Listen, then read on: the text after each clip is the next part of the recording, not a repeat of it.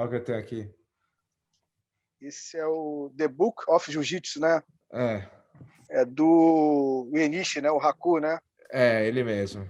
Eu ganhei Cara, isso aqui de um amigo ó, meu. Ó, esse aqui é daquele Hancock, eu não sei qual que o é. Higashi, Hancock e o Higashi. Eu tenho esse aqui também, ó. Também legal esse livro aí. Eu Legal, tenho de né? capa vermelha. E Cara, tem esse esse livro que aqui tu pegou aí, também. o primeiro, The Complete Kano Jiu-Jitsu, É. do Higashi, o Higashi Hancock também. Esse primeiro livro que você pegou aí, do O Ienishi, Haku, aham. cara, Esse aqui, ó. esse livro aí é uma prova mais ou menos do que os caras ali, né, se juntaram realmente no projeto de Jigoro Kano. Se você Aham. pegar esse livro, ele é basicamente, né, cara, a metodologia toda do judô. Verdade, quedas e. Todo o Gokyo ali, todo o processo, né, Uhum. de ensino do judô. E o Ienishi era do Handa Dojo, tá? Ele se junta, o Jigoro Kano ele tem esse poder de botar todo mundo embaixo do guarda-chuva dele e trazer esses caras para o judô, né? Trazer esses caras Ele para a faz, organização dele, né? ele faz mais ou menos o Hélio faz mais ou menos ele faz mais ou menos o que o Hélio faz na década de 50, 50. 60 aqui no Rio de Janeiro, né? Ele vê Uhum. também que o negócio está se acabando, se não se juntar, se não se organizar, né, Uhum. a coisa vai se perder. Então, ele tem essa sensibilidade, né? E esses caras acabam chegando, né, cara, no Ocidente, né? É muito fortemente influenciado por essas regras, por esses torneios, né? Esses caras, por exemplo, o Yukio Tani, né, que foi para a Inglaterra, esse Haku, o Yuenishi, esses caras eles treinam nesse Handa Dojo, eles participam dessa revolução e eles também treinam no judô ali, né? Eles também se juntam É, ali com o pessoal do eles, judô. É eles tudo meio são oriundos, misturado ali, né? é, eles são oriundos do Handa Dojo, né? Mas eles Uhum, também são faixa pretas de judô, eles aprendem lá a metodologia. O uhum, judô se tornou realmente, cara, uma escola muito famosa. Então uhum. todo mundo de alguma forma foi influenciado por judô, né? E é esse jiu-jitsu que chega no Ocidente, né? A Então, metodologia porque moderna. O Maeda tá lá essa época, né? Vendo essas coisas, O né? Maeda já é um representante direto mesmo do Kodokan. É. O Ele Maeda, que começa para quem ali. não sabe, é o Conde Koma que trouxe, ensinou o Carlos Gracie aqui no Brasil. E o que eu não consigo achar é se ele treinou em outros. Eu vi que ele treinou sumô, mas eu não vi se ele treinou outros estilos de jiu-jitsu além do Kodokan Judô. Cara, o Maeda ele treinou um estilo sim. Eu Uhum. não lembro o nome, mas isso não influenciou na formação dele. Ele chegou a Tá. treinar um estilo quando era novo, acho que na escola, né? Depois a Uhum. gente pode até ver isso, mas é um estilo também que não teve grande influência na formação do Maeda. Mas com certeza ali no Uhum. Kodokan ele aprendeu muita coisa. Você tinha vários mestres na época, né, de diversas outras escolas. Então o aprendizado ali era muito amplo, né, cara? Todo mundo se juntava para treinar. É claro, você tinha todo um currículo da Kodokan, né, para você se graduar, toda uma metodologia, mas você tinha muita coisa por fora ali que os caras iam aprendendo. Era muito mestre Uhum. junto. Uhum. E aí o Maeda vem para o Brasil, mas quando ele vem para o Brasil, ele também passa por outros lugares. E eu acho que ele é influenciado por muita gente também, né? O que ele traz para cá não é só o que a Kodokan ensinava, né? Ele Não, cara, luta, faz desafio. isso é uma coisa muito bacana, cara. O Maeda ele fala o seguinte: quando ele chega no Ocidente, ele fala que ele não Uhum. gostava de chão, né? É Ele não mesmo? dava ele escreve uma carta falando isso. Ele fala Aham. que ele não tinha muita vontade de treinar chão, né? Ele não Uhum. era um expert. É claro, né? Ele vem de uma época ali que o pessoal treinava muito chão, mas não era algo que ele Uhum. que se dedicava muito. Até porque, né? Era expert na luta em pé. Então, se você consegue ganhar uma luta em pé, né? Para que você vai Uhum. se dedicar totalmente à luta de chão. É mais ou menos o que os judocas fazem hoje, né? O cara é tão Uhum. bom em pé que ele negligencia a luta de chão. Então, Uhum. quando ele chega aqui, ele começa a ver uma outra realidade. Ele começa a pegar, né, o ocidental, o lutador ocidental, muitas das vezes, um forte candidato a derrubar também, a botar os japoneses para baixo, porque né? Eles eram lutadores de wrestling, independente do estilo, né? Você tinha vários estilos no Ocidente, mas numa coisa eles eram muito bons, né? De botar os adversários para baixo. Então esses japoneses eles começam a ter uma dificuldade muito grande, né? Porque Por enfrentar causa esses dos caras, wrestlers, dos esses caras caras eram bons. tão bons quanto eles nas quedas, E né? fortes, Mesmo né? Atléticos. mais fortes, mesmo botando kimono, né? Na maioria dos Uhum, desafios que os japoneses lançavam, você era obrigado a usar um kimono, né? Tinha uhum, um padrão ali, né, de regra que eles usavam para esses desafios, que já foi criado lá no Japão mesmo, né? Você tinha que usar um kimono, você tinha que botar uma faixa, não podia dar soco, né? Não podia dar cabeçada, não podia dar chute. Então uhum, essa coisa de vale tudo foi bem restrita, né? Foi coisas ali uhum, que aconteceram de modo bem restrito. Mas eles começaram a ter uma dificuldade muito grande, porque além dos caras serem muito bons em quedas, os caras também eram muito fortes, né? uhum, Tinha uma formação, a cultura física que era muito forte. Então os caras malhavam muito, eram uns caras muito grandes. E a luta de chão começou a ser ali um fator de equilíbrio. Então eles começam a dar, né, mais atenção à luta de chão. Então a guarda, que é um mecanismo de defesa também, né, quando os japoneses ficavam dispostos no chão e puxavam o wrestler para a guarda, o wrestler não uhum. entendia, né, porque na luta dele ele não pode ficar disposto no chão. Se você está disposto É no chão, você está verdade. perdendo, né? Isso Aham. confundiu os lutadores ocidentais. E os japoneses eles começaram a se dar bem em muitas lutas, né? Então os wrestlers também começaram a criticar os japoneses. A gente está botando o kimono para lutar com vocês, agora vocês têm que tirar o kimono e lutar com a gente também. Então foi aí Uhum. que o Maeda, o Tânio, o Tarumiyaki e muitos outros, né, começaram a tirar os kimonos e participar desses campeonatos de catch as can. E começaram a aprender muita coisa legal também, né? O Maeda fala que, com tudo que ele aprendeu aqui no Ocidente, né, ele e os amigos, se eles voltassem para o Japão, eles ganhariam todo mundo. Eles estavam Aham. muito mais completos, cara. E isso é uma mentalidade, cara, que estava no Ocidente na época, né? Se você pegar ali os primeiros manuais de jiu-jitsu, né? Digamos Uhum. assim, você vai encontrar estratégia de boxe, tu vai encontrar golpe de savate, tu vai encontrar até golpe de capoeira, cara. Início do século Aham. XX ali. Então, a mentalidade dos caras era isso. Jiu-jitsu é o que funciona. Funciona. E muito desses discípulos dos japoneses, né, acabavam sendo vencidos pelos japoneses e se tornavam discípulos, né? Então, eles Uhum. vinham de outras lutas. Vinham do boxe, vinham do savate, vinham do wrestling. E Então, eles ensinavam eles também. incorporavam essas técnicas ao que eles chamavam de jiu-jitsu, né? E o Maeda começou a aprender muito também, não só o Maeda, né? Mas o Maeda é um sujeito mais importante, né? É o sujeito que chega no Brasil e dá um pontapé na tradição do jiu-jitsu brasileiro, né?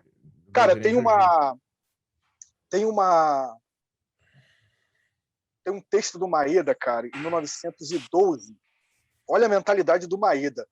O Maeda, ele estava treinando tanta coisa que ele fala o seguinte: ele fala que os judocas no futuro deveriam treinar boxe, né, com as luvas furadas. Olha Ou seja, só. o cara já estava prevendo ali a luva do MMA, né? Tinham Caramba. que furar as luvas, né, com as Para luvas poder ter a furadas, pegada. treinar o ataque e defesa, né, cortar a distância para botar os caras para baixo.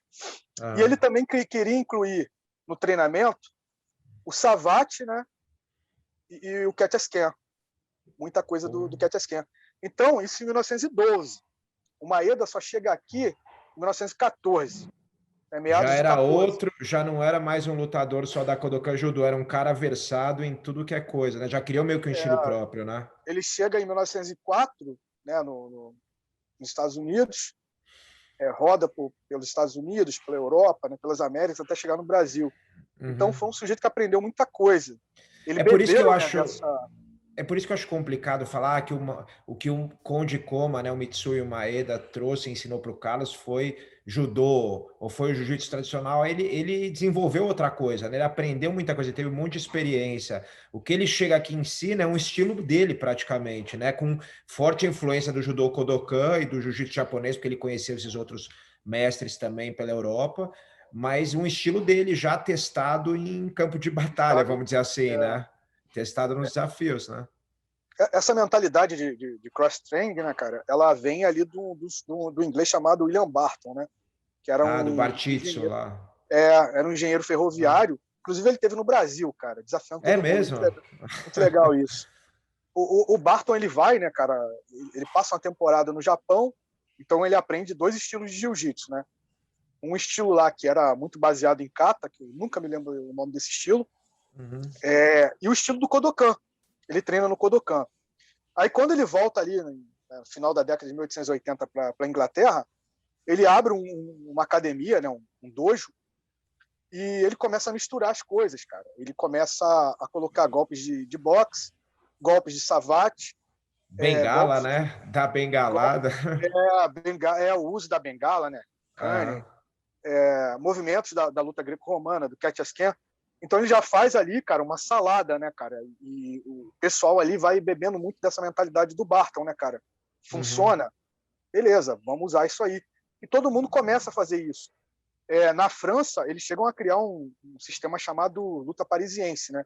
Os caras pegam savate, a luta greco-romana, né, deles ali, a luta francesa, o wrestling francês, o boxe e a bengala, e mais tarde eles até colocam o jiu-jitsu, cara. Bacana.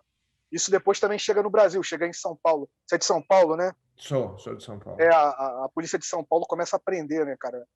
Isso aí em 1906. Caramba.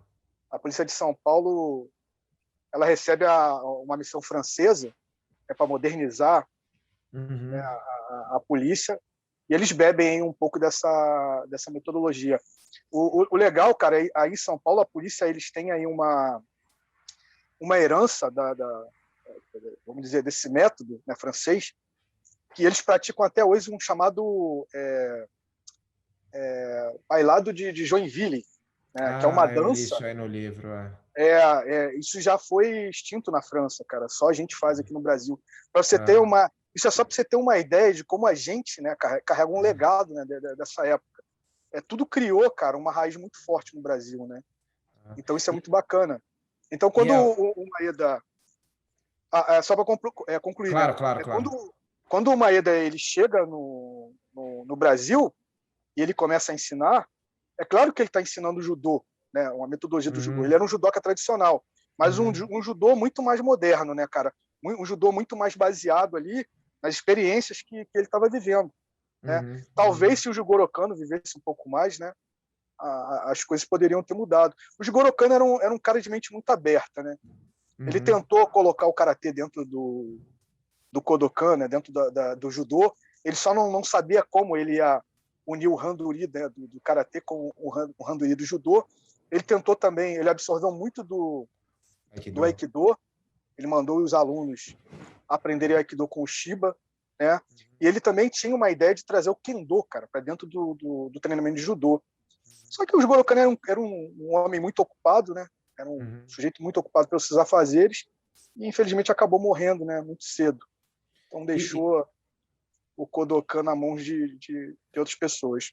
Elton, eu tenho duas dúvidas aqui. Uma eu já ouvi um monte de história, não sei se é verdade ou não, que o Maeda teria sido expulso da Kodokan por fazer esses desafios, porque o Jigoro Kano era contra, né? Desafio valendo dinheiro, ou desafio de vale tudo. Isso é verdade ou não? E porque ele vem para o Brasil até para participar desses tipos de desafios, faz trupe com circo, né? Até o pai do Carlos Gracie, o Jorge Gracie, é um dos. Gastão. O Gastão, desculpa, o Gastão Gracie é um dos donos de circo, empresários que conhece ele, aí ele começa lá com o Carlos, mas eu queria primeiro, antes de saber essa história dele com o Carlos, saber o negócio, se existe isso dele ter sido expulso da Kodokan, alguma coisa assim. Não, cara, isso é lenda, né? Mais uma lenda urbana que foi criada no Brasil. Esses japoneses, no início, eles tinham essa finalidade mesmo de se provar, né? De mostrar que o judô, o jiu-jitsu, enfim, era uma arte marcial suprema, né? Superior. E ele Acima foi mandado de pelo todas. Kano mesmo, né? Para o Ocidente, né? Para os Estados Isso. Unidos, Europa. Primeiro veio o Yamashita, né? Que era um dos braços direitos lá, um dos pilares Do do Jigoro Kodokan. Kano. O Yamashita veio e logo depois veio o Maeda e o Satake. Não, o Maeda e o Tomita. O Satake vem só em 1907. Aí acabam se encontrando com ele. Tinha muita gente, né, cara? Teve muitos judocas, teve muitos lutadores de outras escolas, que a gente não ficou não tiveram tanto destaque, né? O Maeda teve esse destaque todo justamente por causa dos Gracies, né? Claro. Mas não, isso é Lenda. lenda. Ele Até não foi. mesmo, muitos desses japoneses, né? Eles não tinham outro tipo de trabalho. Muitos viviam uma vida quase sem marginal, né? Você imagina, Uhum. você está numa cidade num dia, está numa cidade na outra, você não tinha um trabalho, você tinha que se virar como você podia. Então, esses desafios também, né, eram uma maneira deles se manterem, né? Era Então, uma isso é turnê besteira. mesmo, né? Que eles Tanto é faziam que uma turnê. você não tem nada. Cara, os desafios, eles foram proibidos, assim, mas mesmo assim eles continuaram a acontecer. Eles foram proibidos mais na década de 1920, Tá. né? Porque o Maeda já estava no Brasil, já estava praticamente aposentado, porque eles estavam dando muita ênfase ali naquele projeto de levar o judô para as Olimpíadas. O Jigoro Entendi. Kano não era a favor, ele deixava muito claro que ele não queria, que ele achava que nação ia lutar contra a nação e que o judô não seria um esporte. Uhum. Né? Mas como ele representava o governo japonês, né, ele estava de frente dessa empreitada. Então eles começam a proibir um pouco essas coisas de desafio, mas isso continua acontecendo. Aí só mais à frente, né, alguns lutadores vão ser expulsos. Mas o Inclusive, Maeda já... você fala dessa mente aberta do Jigoro Kano. Ele, pelo que eu vi, ele vai para vários lugares que tem lutadores de jiu-jitsu tradicional, né? Ensinando, e ele vai e oferece a faixa preta de judô, a graduação no judô, para o cara virar um representante do judô, né? Eu vi que isso aconteceu com o Yuki Utani na Inglaterra, representantes de escolas de jiu-jitsu, e o Jigoro Kano chega e fala: ó, representa aí a nossa escola e você vai ser, sei lá, segundo dan de judô, terceiro dan. Isso aconteceu mesmo? Cara, na verdade, a maioria desses personagens, eles já eram graduados em judô. Né? O Aham, Tani era faixa preta de judô. O Tani saiu do Japão como faixa preta de judô. Foi graduado lá na Polícia Metropolitana entendi. de Tóquio. Pessoal do Kodokan. Muito provavelmente o Taru Miyake também, né? Que era o parceiro Uhum, dele. O irmão do Tani também. O Kawaishi, que é tido como o pai do judô francês, né? Assim como muitos outros, né? Eles eram conhecedores da metodologia do Jigoro Kano. O que o Jigoro Kano faz quando ele visita, né, essas pessoas é oficializar isso. Você quer uhum, representar o Kodokan? Porque nada impedia de você ir lá e aprender a metodologia. Seu nome estava aham, lá, você só não era um representante aqui fora, né? Então você não podia falar pelo Jigoro Kano. Esse livro que você mostrou aí, o The Complete Kano Jiu-Jitsu, aham. o Esse Jigoro aqui. Kano depois, quando ele passa por Berlim, ele Aham, vê esse livro lá, cara, e ele fica meio puto, né? Meio chateado, que o aham, cara usou o nome dele, né? Aí ele faz até uma ressalva ali falando que o cara tá usando o nome dele, que aquilo ali não é o judô dele. aham, Né? aham. Então, também é uma mostra assim, de que todo mundo estava antenado no que o Jigoro Kano estava fazendo, estava Uhum. tentando imitar também, né? Esse livro é muito legal. É um livro assim, você vê vamos dizer assim, o desespero do autor, né? Tentando imitar ali um judô Kodokan. Você vê Ah, claramente o que não aham. é um judô Kodokan, né? Mas devido ao É, nome, ao nome, né, ao prestígio de Jigoro Kano. eles usam o nome dele, né? Então foi mais ou menos isso. Ele só oficializou. A grande maioria conhecia a metodologia, tanto é, né, que ninguém ensinava a forma tradicional de kata. Todo mundo ensinava aqui era a parte de Handuri, Randori de de luta mesmo. rola mesmo. E aí É, você tem um. Então, o Maeda chega no Brasil, né? E lá, sei lá, depois você me fala o ano certinho, eu entendi que ele chega por Porto Alegre, e aí vai subindo lá até chegar ele em chega em Belém, mas 1914. 14. E aí ele conhece o pai do Carlos e o Carlos começa a treinar. E aí hoje tem uma discussão muito grande, que eu acho que também é outra besteira aí que o pessoal dá muita atenção. Ah, o Carlos não treinou com o Maeda, o Carlos nem conheceu o Maeda. Bom, assim, primeiro que acho que são coisas de pensamento lógico, né? Se o pai do Carlos foi empresário do Maeda, assim, tipo, a chance dele não ter conhecido o Maeda é praticamente zero, né? Se o pai do Carlos tinha uma relação pessoal com o Maeda, com certeza o Carlos também teve. E o Carlos treinou na academia do Maeda, e aí se fala que o professor dele foi um cara chamado Jacinto Ferro. E, cara, eu vejo isso, é muito simples. Por exemplo, eu tenho uma academia aqui em São Paulo, né, minha escola, e eu dou aula eventualmente, algumas aulas, porque eu tenho minhas lutas, minhas coisas. E os alunos lá se consideram meus alunos, e não quer dizer que eles não treinam com todos os outros professores, tem lá 6, 7 professores. E não quer dizer que os caras não sejam meu aluno, porque a metodologia é minha, eu estou sempre olhando os professores, corrigindo, dando algumas aulas. Então, acho que é uma discussão assim, de falar, o Carlos treinou mais com esse do que com o próprio Coma, com o próprio Maeda, né? Mitsui Maeda, treinou mais com o Jacinto Ferro. Acho que é uma coisa que não faz sentido nenhum, essa assim, discussão tão rasa, né? Eu dou muito exemplo, assim, do meu professor de judô, né? Quando eu comecei a praticar judô, eu comecei com um professor chamado Fernando Marinho, né? Ele era o cabeça do dojo. E com ele, você tinha outras faixas pretas lá, você tinha mais 3, 4 faixas pretas. Então, eu tive aula com todo mundo, mas o meu professor era ele. Muitas das vezes ele precisava se ausentar, né? Por motivo de trabalho, família. E eu tinha aulas com os outros professores. Cara, ele nunca deixou de ser meu professor. Lógico. Ele sempre foi meu professor. Eu considero ele como o meu professor até hoje. Então, com o Carlos não foi diferente, né? É claro que o Maeda, em certos momentos ali, né, ele não estava tão atuante, né? Ele tinha Como muitos professor. afazeres, mas, cara, não deixou de ser professor. E quando o Carlos também ele começa a treinar, né, o Carlos era bem novinho. O Carlos era, né, um jovem menino. Com certeza ele pegou o Conde Coma. Aí o pessoal bate muito nessa tecla, né, que não tem um documento, não tem uma foto. Cara, mas é complicado. Você tem aí uma quantidade bem razoável, né, de testemunhas, digamos assim, até de certos desafetos, né, entre aspas, dos gregos, falando nesse sentido. É interessante, eu destaco primeiramente o testemunho do Oswaldo, né?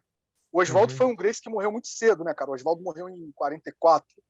Então se fala muito pouco no Oswaldo. Muito pouco, mas o Oswaldo também teve ali um peso muito grande na primeira formação, né, da Academia Gracie. Deu aula em muitos lugares.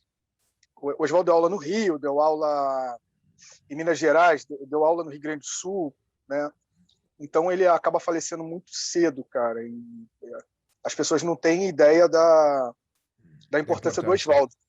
Mas o Oswaldo falava o seguinte, cara. O Oswaldo falava que ele começou a treinar também em Belém do Pará, né? Ele vem do mesmo lugar que o Carlos. Ele e o Carlos junto.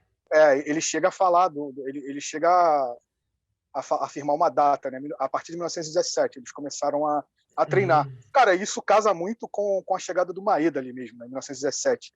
É quando o Maeda realmente se estabelece ali em Belém do Pará. Né? Ele estava rodando muito, né? Quando ele chega em Belém do Pará, estabelece.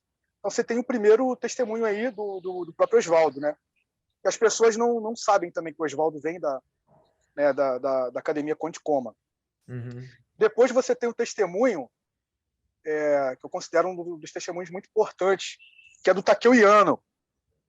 Takeo Yano é um japonês que ele vem do Japão, ele chega no Brasil em meados de 31, vai ali para o Amazonas, né, trabalhar como técnico agrícola, e ele não gosta do tempo, né, cara, da temperatura, do ambiente, do clima, e ele acaba largando o trabalho, participa de algumas lutas ali para ganhar algum dinheiro e fica sabendo do Conde Coma. Então ele procura o Conde Coma, vai para a academia do Conde Coma, ele vira instrutor na academia do Conde Coma. Final de 32 ali, ele já está com o Conde Coma. Ele passa a dar aula da academia do Conde Coma. Uma outra coisa que as pessoas falam muito, o Conde Coma não dava aula. Cara, isso está documentado. O Conde Coma dava aula, tinha a academia dele. Dava aula no Paysandu, depois ele acabou abrindo a academia dele. E o Conde Coma também dava aula na Marinha, na Escola de Aprendizes Marinheiros. Ele começou a dar aula em 1928, foi até 1933, quando ele pega o Takeo Yano, ele coloca para ser instrutor no lugar dele, né? Você vê que ali realmente o Maeda está um pouco mais devagar, mas ele está dando aula. E o pessoal aqui do Rio de Janeiro tinha muita gente que sai aqui do Rio de Janeiro para ter aula com o Conde Coma, né? E o pessoal acaba vendo o Yano, cara, e fica impressionado com a técnica do Yano, né?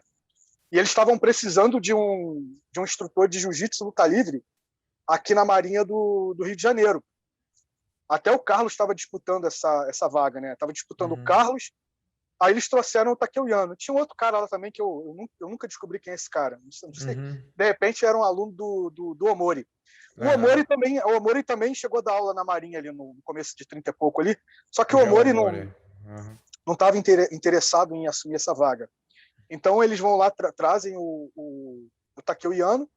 O Takeuiano acaba ficando com essa vaga, né? O Carlos, ele não pôde concorrer, ele é desclassificado por causa daquela... Ele Da tinha briga ficha com o corrida, né? Rufino, né? É, Manuel Rufino dos Santos. Aham. então ele acaba sendo desclassificado. O Iano acaba ficando ali com o Joe Mori, né? São parceiros ali até a morte Uhum. do Joe Mori. E, cara, eles têm uma luta ali com o Hélio em 30, acho que é 36, 35, 36. Uhum. E os dois, caras, né? O bicho pegou entre os dois, né?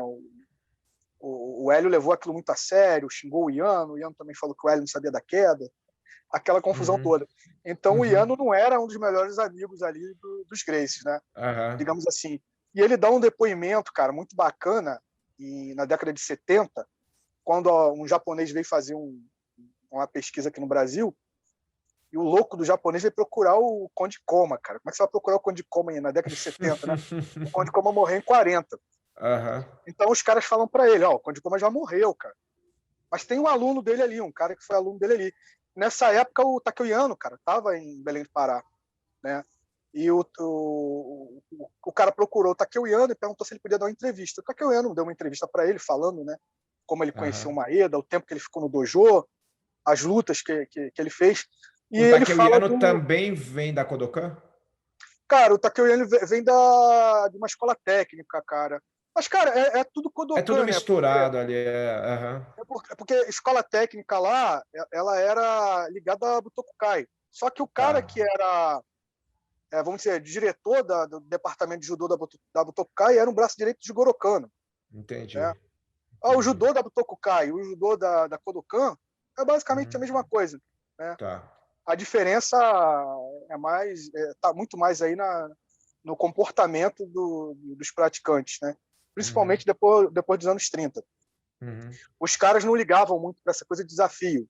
Uhum. A Butokai não, né, não restringia desafios assim. Os caras lutavam, eles não estavam nem aí. Já o Uhum. Kodokan pegava no pé dos judocas, né, que não podiam fazer Entendi. desafio. Entendi. Mas isso Entendi. só a partir de 30, né? Depois. Tá. É. Tá. O Maeda já não está nessa história aí há muito tempo. Tá. Então ele dá um depoimento falando os irmãos, cara, você vê que o depoimento dele casa com o depoimento do Oswaldo, porque até Uhum. então a gente não sabia que o Oswaldo tinha sido, né? A gente só sabia Uhum. do Carlos. Então Uhum. não é somente o Carlos, é o Carlos E o e o Oswaldo Oswaldo. foram Aí alunos do ele Conde. fala que os irmãos Gracie, né? Então ele Uhum. coloca no plural, ele não coloca um. Ele fala que de alguma forma os irmãos Gracie treinaram com o Conde Koma por causa da ligação do Conde Koma, né, com o pai, o Gastão, que era dono do Uhum. circo. E lá eles Sim. aprenderam judô. Aí ali ele usa até o termo judô, né? Já está na Aham. década de 70. Então, para mim, esse é um depoimento muito importante, né? Que casa não somente com o depoimento do Carlos, mas com o do Uhum. George também, do Oswaldo também, né? Coloca Uhum. os dois ali na academia. Tem um outro depoimento também, cara, que eu acho muito bacana, que é o depoimento do sogro do João Alberto Barreto, né? Uhum. Ele fala que ele pegou o Carlos pequeno, é ele que leva o Carlos para ter aula com o Codicoma. O sogro do João Alberto. João Alberto foi um Ele, dos maiores alunos da Academia Gracie dos anos 50 e 60, né? isso. Mestre E João Alberto, grande mestre João Alberto Barreto. o sogro dele que levou o Carlos a treinar? Eu não É, sabia disso. ele dá esse Ah, depoimento, ele conta isso uhum, pro João, pro uhum, grande mestre João Alberto Barreto. Então também uhum, é um depoimento muito importante, né, uhum, dessa ligação. Tem também, cara, um outro depoimento que é do Almirante Lins, né, que era o almirante da Marinha. Esse depoimento, para mim, é um dos mais importantes de todo, porque ele fala que foi discípulo do Conde Koma na mesma época que o Carlos estava aprendendo com o Conde Koma, uhum, né? Ou uhum, seja, ele se coloca no mesmo lugar do Carlos, né? uhum, Sendo aluno do Conde Koma. Então, uhum, para mim, eu não tenho dúvida dessa ligação. A ligação é bem clara, né? Entre o Conde Koma e o japonês. O que a gente pode questionar... Conde Koma e o Carlos. O Conde Koma e o Carlos. O que a gente pode questionar é a duração desse treinamento, né? E o quanto o Carlos aprendeu, né? O que o Carlos ele deu nas entrevistas, eu acho que é onde o pessoal pega muito no pé, né? Falando que ele foi um grande campeão, que o Maeda falava que ele ia se tornar um grande campeão. Então acho que o pessoal pega muito aí, né, cara, nesses depoimentos do Carlos, que pode ter exagerado ou não, né? A gente nunca vai saber realmente o que, ou de repente vai, né? Porque a história não é ciência exata. O que a gente sabe hoje pode mudar amanhã, pode aparecer um documento, vai que aparece uma carta do Conde Koma, né, falando do Carlos, enfim. É verdade.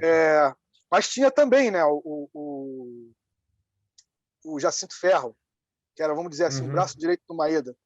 Então, muito provavelmente, eles tiveram aulas aí com os dois, né? Com os dois. E me diz uma... Mas é a mesma coisa.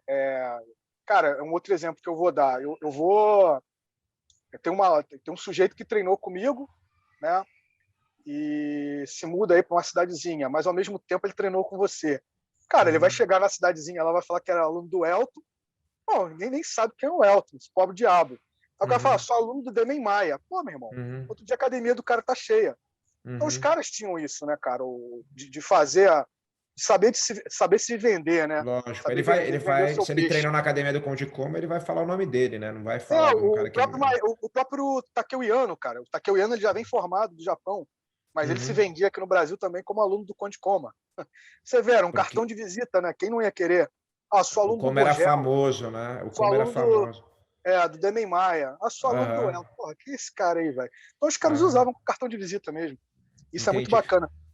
Me diz uma coisa agora, e a confusão lá da academia de 1925, ou de 30, ou de 32, eu entendi mais ou menos qual é a confusão, e também é uma coisa simples, assim, não é nada absurdo, que o pessoal, acho que o jiu-jitsu, o meio, eu falo muito isso, né, o meio esportivo em geral tem muita ignorância, assim, muita falta de cultura, e o de luta, acho que ele consegue ganhar ainda, né, em falta de cultura e ignorância. E eu fui ver uma besteira, né? Na verdade, de 1925, 1930, que os Gracie botam como 1925 a primeira academia de jiu-jitsu brasileiro.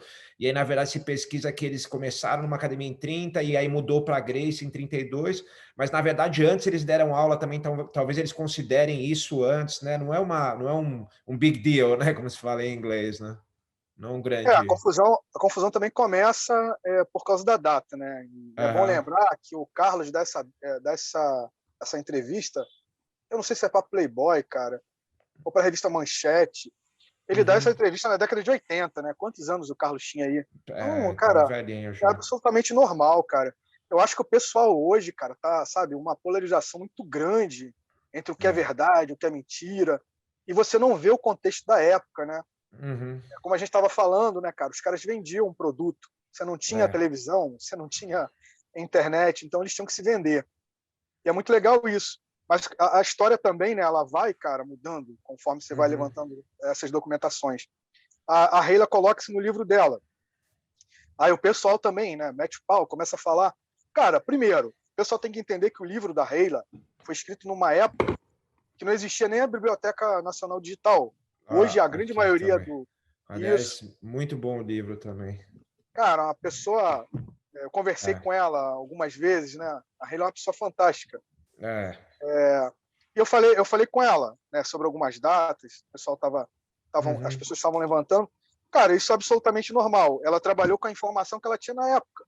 Como eu trabalho com a informação que eu tenho hoje, cara? Isso pode mudar amanhã. Não é uma ciência exata. A história não funciona assim. E as pessoas ficam polarizando, né, e batendo nessa tecla, porque errou, porque está errado. Então, eu não vejo muito por isso. Ela trabalhou nesse livro no início da década de 90, que ela começou a pesquisar.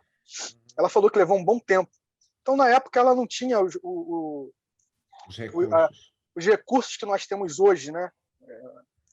Hoje é tudo muito mais fácil, cara. Eu lembro que eu levei 8 anos para conseguir um livro do Maeda, cara, vindo do Japão. 8 anos. Hoje eu consigo entrar na biblioteca japonesa Made lá e baixar o livro do Maeda. Entendeu? Então, a coisa evoluiu muito de um tempo para cá.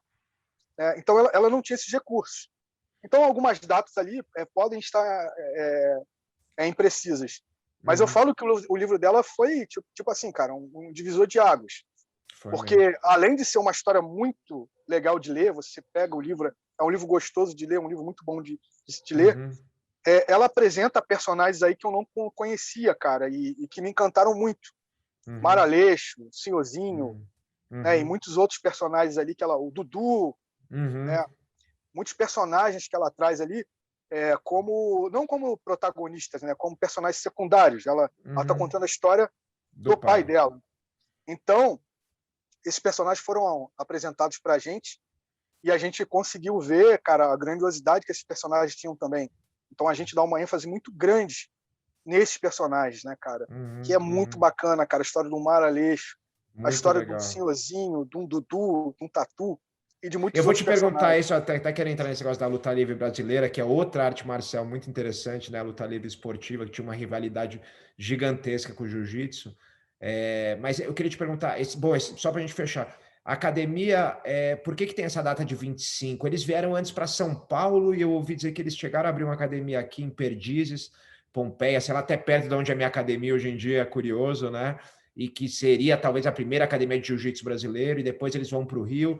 Em 30 começam a dar aula numa academia que depois em 32 muda o nome para Academia Gracie, né? Que eles tiram o sócio deles, não tem mais o sócio que eles tinham. Mas existe algum fator desse de 1925? Eles estavam em São Paulo mesmo? Teve alguma coisa aqui? Conforme eu falei anteriormente, né? A gente vai estudando e vai levantando os documentos e você vai vendo que tudo é muito complexo, cara. E as coisas vão mudando. Você vê um projeto já dos caras na década de 20, cara. É um negócio muito bacana. O Carlos, ele chega de Belém do Pará, ele chega ali no final de 21. Chega no final de 21. Chega em No Rio. dezembro ali. No Rio de Janeiro. Eu sei disso porque no mesmo ano, em dezembro, eles estão pedindo alvará à prefeitura para colocar Cara, eles tinham ali Casa de jogos, não é? Uma empresa de jogos, a Prado alguma coisa, né? E eles pedem o alvará, por isso que eu sei que eles estão ali. Cara, durante a década de 20, né, acontece muita coisa ali que a gente ainda está levantando. E a gente vai levantando e a gente vai surpreendendo. Por exemplo, cara, a gente descobriu que em 1927 e 27, o George estava disputando o campeonato de boxe, cara, amador. É O George mesmo? tinha 16 para 17 anos, cara, 1927. Aí a gente também, se baseando ali em algumas informações, por exemplo, em 1929, quando o Carlos sai em dezembro de 28, né, do Rio de Janeiro para Minas, onde ele vai substituir o Donato. O Donato dava aula lá para a Guarda Civil. Que era Ele outro acaba aluno do Coach ficando... Como. Isso, o Donato, que era um dos amigos lá, conterrâneo Carlos do Grace. Carlos, né? Que o pessoal hoje diz que é professor, não tem nada a ver. Eram amigos. E ele acaba ficando um tempo nessa academia ali, dando aula. Era academia, né? Era um galpão que ele ensinava defesa pessoal. E por algum motivo que a gente acha que ele acaba ficando sabendo da fama do Omori, né? Ele e o pai, eles vão para São Paulo. Eles percebem que tem um circuito de luta acontecendo em São Paulo. O Carlos, Porque isso. O Carlos o Carlos Grace. e o Gastão, o Carlos e o pai. Tá. Eles percebem que o Omori, que o Omori começa a fazer desafios lá, né? E começa a vencer lutas. Isso começa a sair nos jornais. O João Mori O João também vem Omori. lá do Japão, da Kodokan. O João Mori vem. O João Mori é da Kodokan também. Ele chega meados ali de 1926. Ele monta um restaurante, quebra, depois monta outro, quebra. Na verdade, ele vem para se aposentar, né? Ele já tinha feito um monte de luta lá na Europa, nos Estados Unidos. O cara já era cascudo. Então ele chega aqui para se aposentar, viver a vida dele. Só que ele acaba, cara, com as economias dele, era um péssimo administrador, um péssimo comerciante. Ele quebra os 2 restaurantes dele, cara. Aí ele se viu obrigado a voltar a fazer a única coisa que ele sabia, né, cara? Era lutar. Aí quando ele chega no circo e começa outra ligação, né? O mesmo circo lá que o Gastão era sócio, American Circo. Quando ele começa ali a fazer esses desafios, Aqui em né, São Paulo. o nome dele começa, né, cara, a ser vinculado aí nas matérias esportivas, no meios esportivos, e a gente acha que o Carlos e o Gastão, né, ser sócio do circo também, e está muito ligado, né, a esse meio. Eles ficaram sabendo de Geomori, então eles vão para São Paulo, que eles veem uma maior oportunidade, né, de negócios lá. Eles ganhavam muito pouco ali com a guarda civil.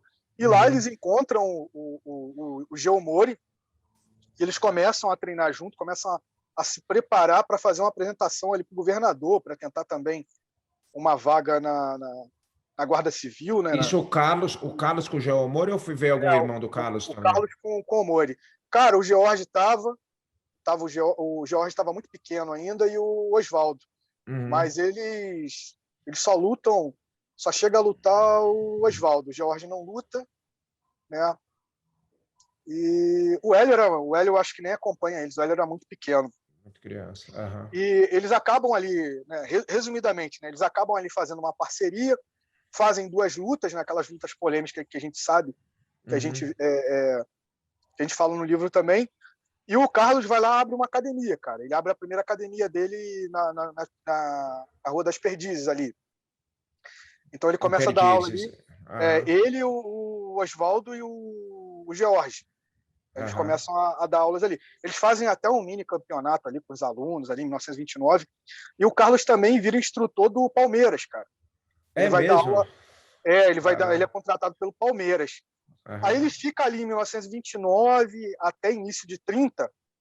Você vê que esses caras estão muito interligados, né? Quando o Donato chama ele de volta. Pro O Rio. Donato convida ele para abrir a academia em 1930. Donato, que já era amigo dele lá de Belém, aluno do Conde Coma também. Aí eles abrem essa academia de 30. Mas a gente Então, sabe que a esse academia de 20... 25 talvez Não, seja mas a essa gente época de São sabe... Paulo? Não. A gente sabe que a academia de 25 ela existiu por causa de vários acontecimentos, né? E de vários testemunhos. O primeiro é que lá em São Paulo, em 1929, o Carlos dá uma entrevista e fala que antes dele ir para Minas Gerais, ficar no lugar do Donato, ele dava aula de ginástica, né? Ginástica era um termo genérico para educação física, lutas, né? No Rio de Janeiro, para um grupo modesto de alunos. Então, se ele sai ali no final de 1928, né? Então ele tinha uma academia em 1928 ali. Ele fala que tinha uma academia ali. Ele não fala a localização, mas que antes dele sair em 1928, ele dava aula para um grupo modesto. Então você tem aí o primeiro, né, o primeiro indício dessa academia. Em 1931, o Donato dá uma entrevista também, falando que ele, antes da Abrantes, ele tinha uma academia no Rio de Janeiro também, na década de 20. Antes da Talvez junto com o Abrantes, Carlos. muito provavelmente junto com o Carlos. O Donato, cara, coloca lá uma data, 1923, só que eu tô achando essa academia muito próxima ali do início que eles chegaram. Eu colocaria ali 25 para frente, né? 25, 26, até chegar em 28. Acho que o jornalista ali deve ter errado de alguma maneira e colocou 23. Mas eu apostaria ali 25, 26.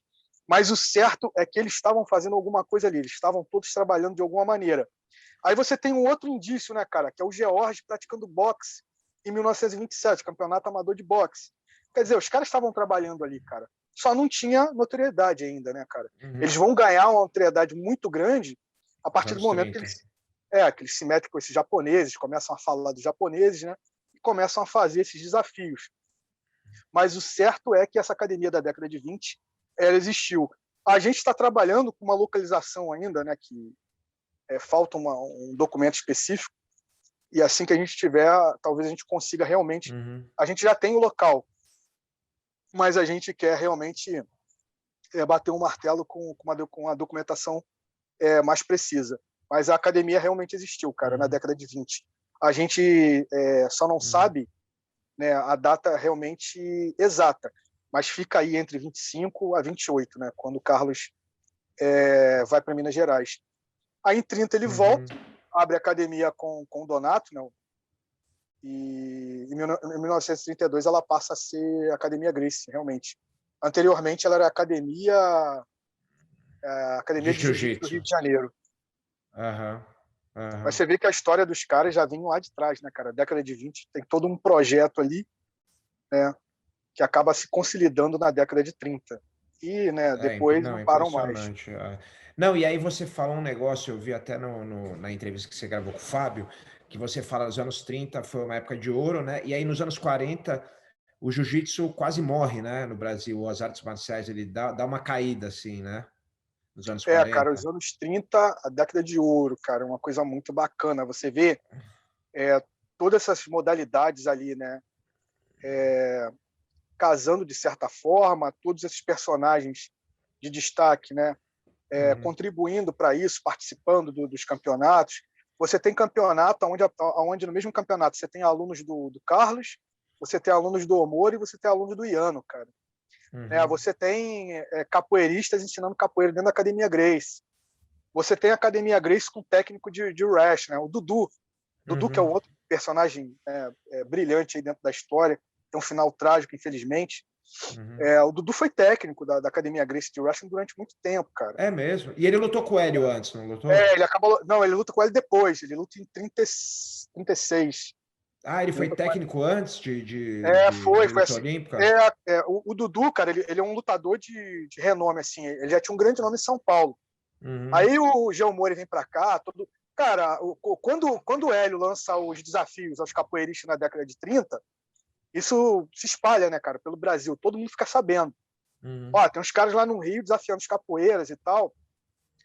E todo mundo do Brasil, todo mundo assim das grandes capitais que tinham lutadores, eles começam a vir para o Rio de Janeiro por causa disso. Então vem muita uhum, gente do Nordeste, vem o pessoal de São Paulo, né? O pessoal começa a chegar no Rio de Janeiro por causa desses circuitos de luz, desses desafios. Isso acaba virando um circuito ali, né, cara? Vem empresário, o pessoal monta esses circuitos e é muito bacana. E o Dudu, ele chega desafiando todo mundo, né, cara? O Dudu, ele faz ali, mais ou menos ali, o que o Coleman fez quando apareceu no UFC, né? O Coleman uhum. desafiava os três Gracie para uma luta na mesma noite, né? É verdade. O Aham, Coleman desafiou o Coleman desafiou o Royce, o Renzo e o Rickson. aham, aham. O Dudu faz a mesma coisa. O Dudu desafia o Carlos, o Oswaldo E o e o Jorge? George, né? Aham. E eles acabam ali ficando amigos de alguma forma. O Carlos acaba empresariando o Dudu, né, e levam o Dudu para dentro da Academia Grace. Cara, o Dudu ele tem uma forte influência dentro da Academia Grace, né, e depois outros lutadores de Catch as Can também. Isso vai virar ali, cara, um circuito de luta, né, que a gente chama do primeiro ADCC do mundo. Uhum, Ele é uhum, feito no estadinho da Academia Grace 37. uhum. O Carlos e um outro cara lá também da luta livre, da capoeira, eles têm a ideia de desmanchar a Rinha de Galo e criar Aham. um estádio de luta, né? Eles Então, tinham uma rinha de galo, né, na casa, né, na academia. Aham, o Carlos tinha uma Rinha de Galo ali. aham. Aí o Dudu, que era um cara também que vinha da luta livre, depois se tornou luta livre capoeira, né? Se Uhum, tornou discípulo e grande amigo do Carlos. Ele dá uma ideia pro Carlos. Fala, cara, esse espaço aqui a gente está perdendo com esse monte de galos. Vamos uhum, tirar, a gente leva esses galos para outro lugar e a uhum, gente começa a fazer um circuito de luta aqui, cara. E o uhum. Carlos gostou da ideia, eles formam um circuito de lutas e as lutas eram baseadas na regra do jiu-jitsu e do catch-can, né, da luta livre, era uma mistura. De Era kimono ou meio sem? sem kimono, era tipo a DCC mesmo, cara. Era um negócio muito Entendi. bacana. Pô, que interessante. E, cara, tem uma influência muito forte. O Dudu, ele dá esses treinos ali, ele chega a treinar o Hélio para aquela luta com o japonês. Cara, agora eu me esqueci o nome do japonês, Shijo, acho que é o Né? Shijo. Ele é o principal treinador do Hélio, né, cara? Aham. O Dudu. E tinha um cara também da capoeira, né, um sujeito muito conhecido, né, chamado Zé Maria, era um boêmio aí, esportista conhecido no Rio de Janeiro. Ele também, cara, ele é visto em várias fotos no corner dos Gracie, né? Ele também ensinava capoeira dentro da academia Gracie, né, os irmãos Gracie. E os Gracie também tinham um contato muito forte com o boxe da Marinha, né? Eles aprenderam também. Tanto é que essa galera da Marinha depois vai para dentro da academia Gracie, cara. Aí tu tem lá o Fada, tu tem o Luiz França, né? Uhum. Então, cara, na década de 30 eles estavam antenados nisso tudo. Os Gracie também, eles passam a fazer parte de um projeto de uma escola de defesa pessoal de jiu-jitsu criado pelos militares, que dava aula para polícia especial. Cara, a polícia especial era uma polícia de elite que foi criada ali pelo Getúlio, aonde ele só recrutava lutador. Uhum. Então ele pegava esses lutadores e eram lutadores de boxe, jiu-jitsu, catch esquerda, capoeira, e ele também recrutava vários técnicos, né? Então ele botou o senhorzinho para dar aula lá. O senhorzinho deu aula durante muito tempo lá. Uhum. Cara, isso foi matéria lá fora, no New York Times, falando dos brutamontes de coturnos que lutavam wrestling capoeira no Brasil. Era realmente uma tropa de elite, cara. E o Carlos acaba também dando aula ali, né? E ele acaba sendo influenciado também pelo método que eles tinham ali, que vinha lá do Maraleixo, cara, que é uma história completa, né, cara? Uma história muito grande. É uma coisa do que eu vou te ataque e defesa. Me diz, então, na década de 30 ali, você tem todo mundo ali, cara, treinando de tudo, se complementando, você não tem rivalidade. Na década de 40, o Carlos ele vai para o Nordeste. Ele deixa o Hélio. Cara, o Hélio nunca foi um cara muito, digamos assim, social, político, né? Sociável, Diplomático. Político. Então todo mundo acaba se afastando do Hélio, a academia Grécia ela fecha, e os caras se dividem, cara. Cada um vai dar aula num canto. Você tem o Luiz França dando aula, você tem o Azevedo Maia dando aula, você tem uma galera dando aula ali. E o Hélio continua dando aula no apartamento dele. Só que o Hélio dava aula só para um pessoal ali mais ligado à elite, né, carioca. E essa galera tava dando aula ali pro povão mesmo. E, cara, de alguma forma ali o Hélio ele se aborrece e vai cobrar dos caras ali, né? Vocês estão dando aula com permissão de quem e tal. E ele começa a ter muito embate, né? Tem até aquela luta que ele finaliza lá o Maia numa redação de jornal, né? Então os caras ficam meio chateados também, falando assim, cara, é assim, então você quer o jiu-jitsu para você, então todo mundo meio que larga de mão, todo mundo vai fazer outras coisas. E o pessoal meio que vai para o judô, né? O pessoal meio que vai para o judô, né? Não, o judô ali não tinha um projeto ainda, né? O projeto do judô ali, olímpico, surge em 50. Os caras simplesmente vão fazer outras coisas, cara. Vão fazer. O Fada vai fazer boxe, o Luiz França vai fazer boxe. Os caras vão fazer outras coisas, já que o Hélio estava pegando tanto no pé, e isso começa a acabar, cara. As academias começam a acabar, você não tem praticante. E até então eles eram amigos, né? O Carlos era muito mais diplomático. Tal, né? Com certeza. Foi o Carlos que botou o Azevedo Maia na Marinha. O Azevedo Maia que acaba trazendo essa galera da Marinha toda para dentro da Academia Gracie. O Carlos era o cara que fazia realmente, né, as coisas acontecerem. O Hélio era um cara muito difícil, né? Então, o Hélio percebe que isso está acabando e o Hélio chama o Carlos de volta. E o Carlos vem e o Carlos novamente ele bota a ordem na bagunça, né, cara? Ele junta todo mundo novamente e fala, se a gente não se juntar aqui agora, isso vai morrer, cara. Então ele tem a ideia de fazer os primeiros campeonatos cariocas, né? Aí você tem 5 academias ali que ele coloca ali. Eu acho que aí, sem te interromper, Elton, que aí é começo dos anos 50, né? Eu acho que aí que nasce, assim, o jiu-jitsu brasileiro, ele vem se transformando, o que foi ensinado no Japão ali, por esses desafios, eu acho que por ir muito mais para essa parte marcial do que para a parte esportiva. O judô, né, o jiu-jitsu lá atrás, o judô foi para um caminho muito esportivo e o jiu-jitsu brasileiro ele acabou indo para desafio, misturou com capoeira, savate, boxe, não sei o que, e os desafios. E aí acho que a segunda parte, que é a parte de se consolidar o jiu-jitsu brasileiro como esporte, não só como o esporte de vale tudo na época, mas a parte que a gente chama de jiu-jitsu esportivo, acho que vem com a criação dessas regras, né, nos anos 50, que acho que foi 51, 52, que teve o primeiro campeonato com regras criadas mesmo muito parecidas com o que é hoje o jiu-jitsu brasileiro, que aí realmente acho que você pode dizer ali que o jiu-jitsu brasileiro, a parte esportiva foi criada, né? Isso aí muito já baseado na influência do judô, né? Os japoneses estavam chegando aqui. Esses torneios de judô, eles eram organizados em São Paulo já há muito tempo, né? Você tinha a Colônia ali, em 31. E os Gracie criam outras regras, né? Cara, é uma mistura de 3 regras, na verdade. É uma mistura das regras que o Omori, que o Maeda, que o Sadamiak trouxeram. É uma mistura das regras da Federação de Pugilismo da época. A Federação de Pugilismo criou também essas regras. E é uma mistura também de uma regra, cara, que o Omori deixou aqui. Ela foi publicada em 30. Eu acabei achando ela em 37 num livro. Ela serviu também para isso, né? Então eles misturam essas regras aí e acaba formando aquela regra de 1950, que depois ela vai tendo algumas outras alterações, mas é basicamente isso que você está falando. Dali você tem um jiu-jitsu voltado realmente mais para, digamos assim, essa mentalidade mais esportiva, né? Mais organizada, que vai acabar ali gerando a criação da Federação de Jiu-Jitsu da Guanabara, né? Mas você vê que está tudo muito ali baseado no que o judô fazia.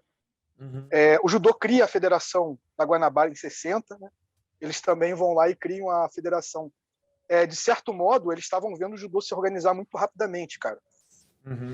E para eles não fazia muita diferença ali até o início de 50, o que era judô, o que era jiu-jitsu, porque todo mundo fazia basicamente o que eu costumo falar é que era um judô sem padrão. Né? Era o que se fazia aqui. Você tinha aqui basicamente o quê? Ensinado no Brasil.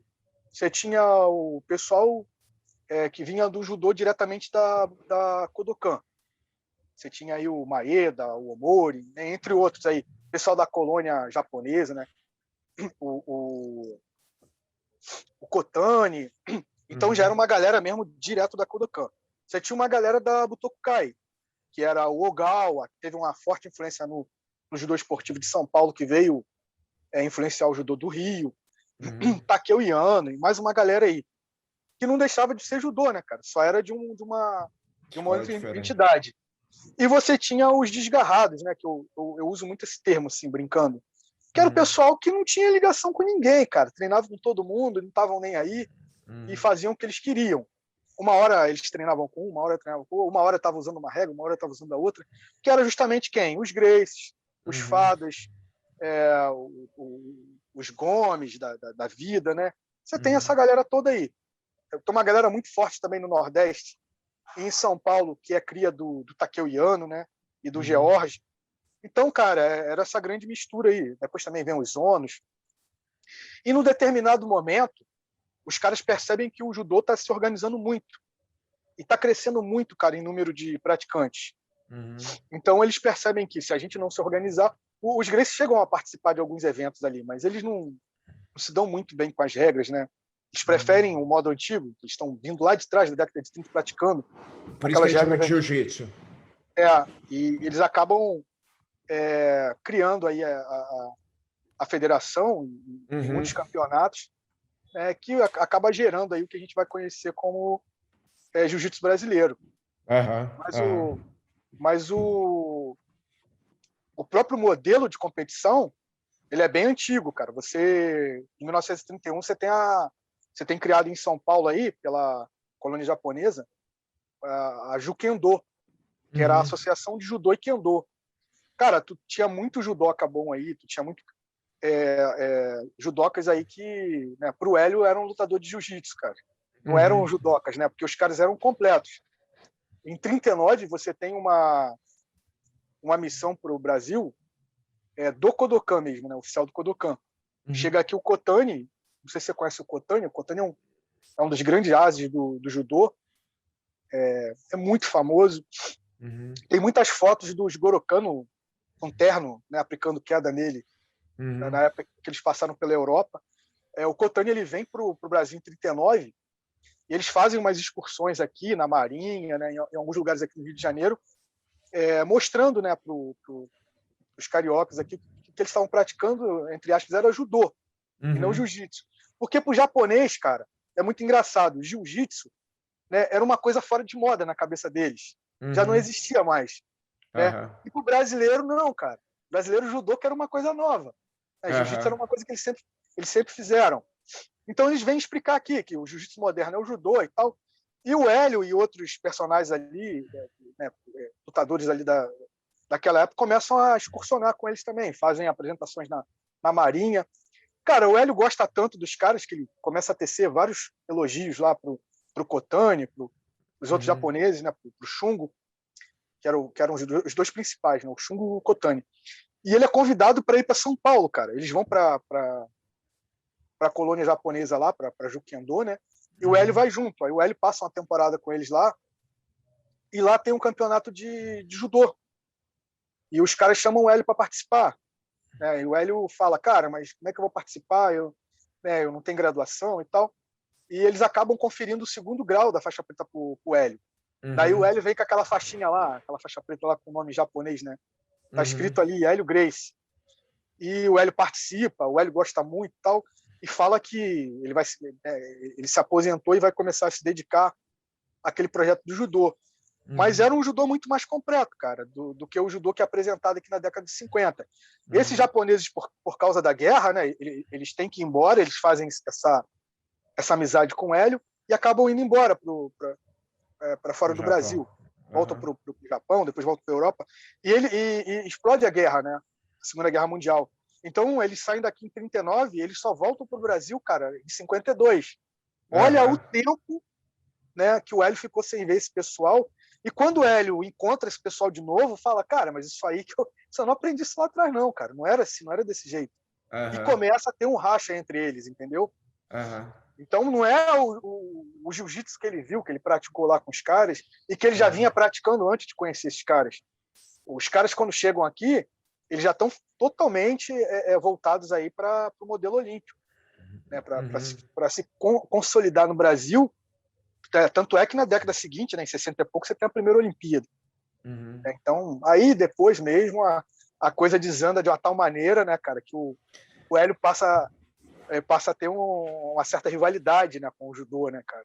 Bom, pessoal, terminamos então a segunda parte da entrevista com o Elton. Muito legal, eu gostei muito de fazer.